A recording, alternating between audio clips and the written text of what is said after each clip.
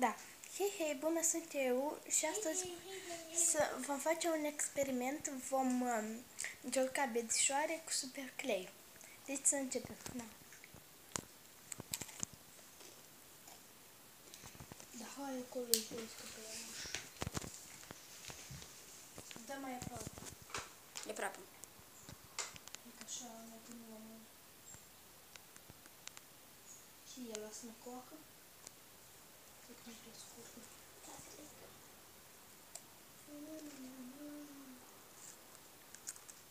Noi am o suntem la tabără, pe alele Nistrului.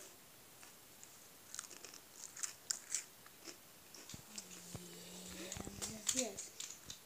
Eu, la mine mâinile sunt super clay.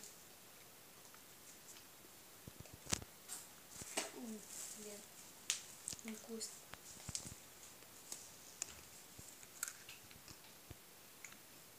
Ой, оказывается, конечно. Eu punem un super clay dacă vă uiteți.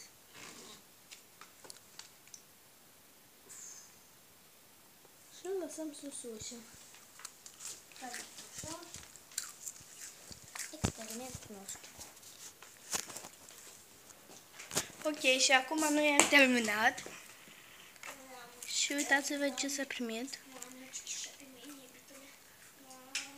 N-are gust. N-are gust. Blin, dar știți ce e gustos?